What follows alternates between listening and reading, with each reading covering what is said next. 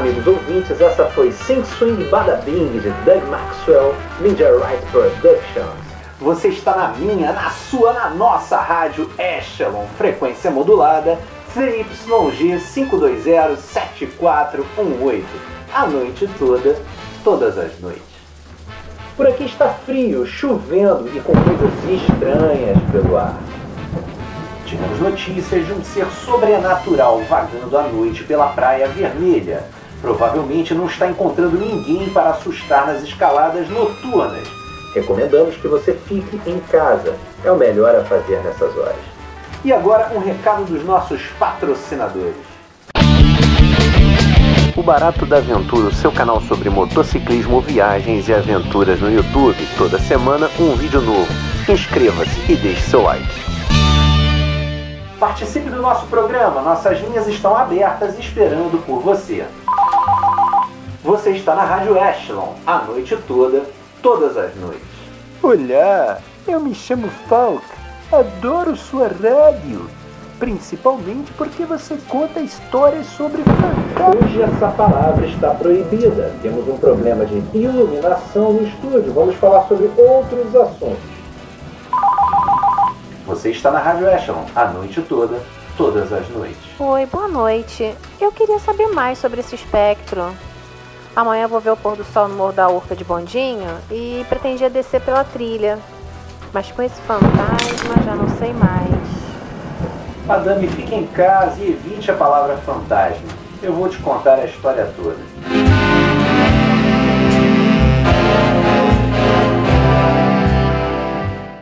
Às 7 da manhã do dia 19 de setembro de 1949, os montanhistas Tadeusz Holub, de 19 anos, Antônio Marcos de Oliveira, com 18 anos, e Ricardo Menescal, de 19 anos, membros do Clube Excursionista Carioca, se encontraram na Praça General Tibúrcio, na Praia Vermelha, no Rio de Janeiro. Na década de 40, ainda não havia pista Cláudio Coutinho. Eles tinham como objetivo escalar o Pão de Açúcar por uma via ainda não conquistada. Decidiram explorar uma trilha ainda mais perigosa e arrojada que as anteriores. A via era uma sucessão de platôs, chaminés estreitas, entalamentos de corpo e oposições. Ainda na clareira que dá acesso ao paredão, Tadeusz começou a desconfiar de que algo estava muito errado naquele lugar, quando viu um sapato de mulher deteriorado pelo tempo em plena Mata Atlântica. O fato não mereceu atenção, o sapato foi deixado de lado e os três continuaram a subir. Alguns metros acima, lá pelas 11h30, Antônio Marcos entra guiando na encosta. Ele segue se esgueirando por uma formação conhecida pelos montanhistas como chaminé. De repente, sente que algo está tocando em seu ombro. Se depara com um cadáver preso pela garganta, em pé, numa fenda estreita da rocha. O defunto não estava em estado de putrefação, e sim mumificado. E o que estava encostando em Marcos eram os longos cabelos da criatura. Rapidamente, os escaladores perceberam que a coisa era séria e resolveram suspender a escalada e avisar a polícia. No dia seguinte, tiveram bastante trabalho para levar os bombeiros, o legista, o delegado e os repórteres à base da via. Chegando lá, desceram o corpo com uma corda e entregaram a múmia do Pão de Açúcar às autoridades. A descoberta da múmia virou notícia em todos os jornais da época. O exame pericial constatou que, apesar dos longos cabelos, tratava-se de um homem de cor branca, com 35 anos presumíveis. Não apresentava sinais de fratura, nem vestígio de bala ou facada, e não trazia documentos. Aparentemente estava há mais de 6 meses naquele local. Supõe-se que tenha sido mumificado pela ação da marisia. Isso porque o sal nela presente absorve água, retardando o processo de decomposição do corpo. Após o exame pericial, a múmia teria ficado no IML por pelo menos 1 ano.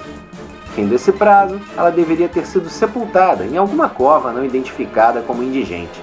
Há boatos de que ela foi levada por peritos da Universidade de Antropologia e Arqueologia que achavam interessante estudar o processo de mumificação salina pelo qual ela havia passado. Rumores dizem que depois disso ela foi enviada para o acervo do Museu Nacional. Infelizmente, se esse foi o caso, a múmia morreu de novo, queimada, junto com o acervo de 20 milhões de itens do Museu Nacional em 2018. É recomendável não subir o costão do Pão de Açúcar, nem sequer andar pelas trilhas do Morro da Urca à noite. Dizem que o fantasma da múmia está por lá, vagando em forma espectral, procurando pelo seu corpo perdido. Você terá de pular o portão.